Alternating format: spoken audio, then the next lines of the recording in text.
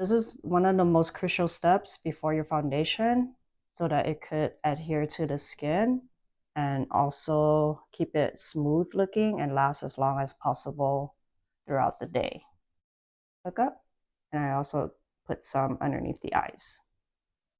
Here, I want to make sure that I do full coverage foundation. I have this palette that I depot a few foundations from Rcma, and then we'll put this layer.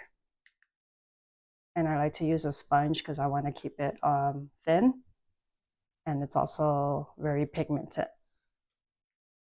So you see how she has a little bit of discoloration here. I want to make sure I get here before I start my airbrush. But we want to do thin layers. Look up. And whatever is left over on your sponge, you kind of go like this underneath here.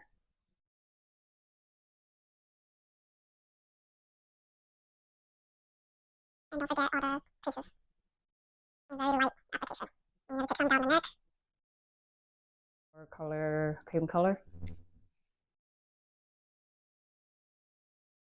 And make sure I lift it up a bit higher than what I see. So she has a higher cheekbone. And don't put too much down here. Just whatever's remaining on the brush is good enough. This. And I want to go where the eyebrows are, down to the bridge of the nose.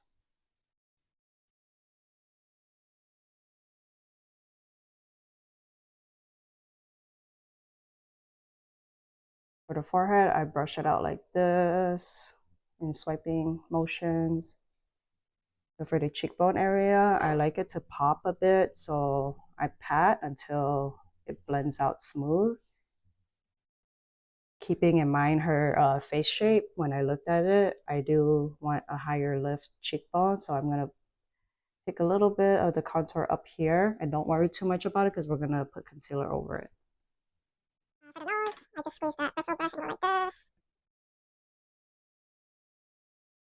So we're going to spray Airbrush foundation. I have the SB number 3. And I just need a few drops, not too much.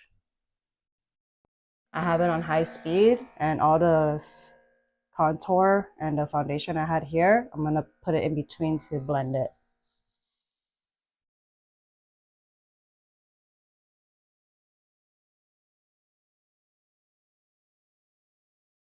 And then on the nose, that's the reason why you want to do the cream contour a bit darker, because when you spray the foundation, it overcasts it a little bit and it'll get lighter.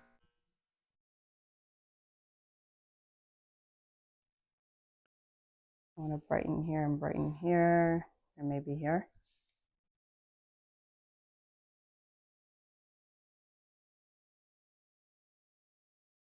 And because I want a lifted look, I want to go like this.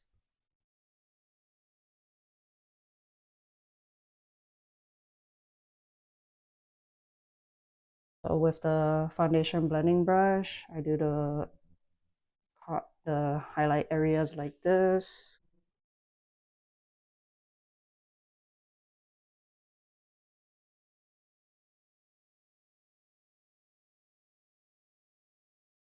So I try to be mindful if the client doesn't really wear makeup, it kind of looks scary in person. So the reason why you'll see me do this swiping motion, even though I said that it kind of takes off the makeup, is because I want to be mindful that I don't want to scare them that they have a whole bunch of makeup on their face.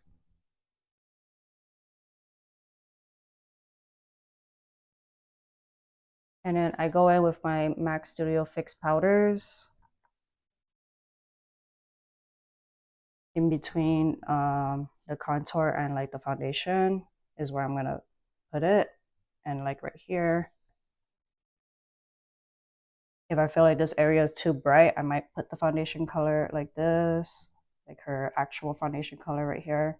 But if I want to keep it bright, then I go lighter. But I want to make sure I blend the contour area with the concealer / foundation area so it looks really blended. And then I'll take some down here.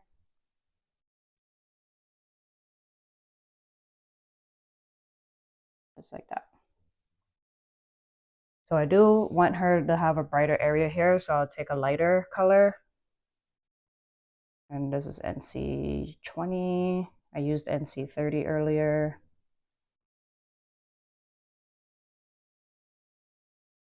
And then I'm going to go in with NC43 and over the contour area.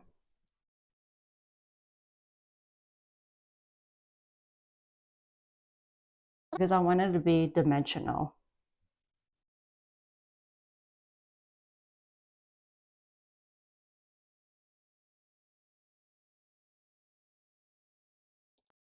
So I do like to bake her face with this, like that.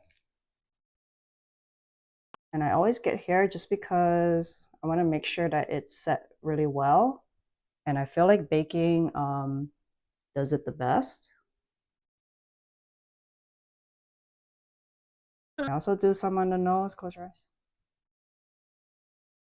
Because I like this area to look smooth. And a lot of your clients are going to look at this area first, is showing the pores without doing this baking tip. Because this helps smooth out all these pores around this area that they see first when they look into the mirror. Okay, and then with the same brush that we did on the Studio Mac Fix powders, we're gonna go over it like this to make sure she doesn't have that white cast. I didn't put eyelashes first is because when I spray the foundation, if I have it first, sometimes the foundation will get on the falsies and I don't want that. Okay, and then this is my contour palette. I'm gonna use Hoola. For blush placement, I like to place it right here and close to the eyes. So sometimes after foundation, my eyebrows right here become lighter. This is when I go back in and fill it in darker. And fix what I need to fix.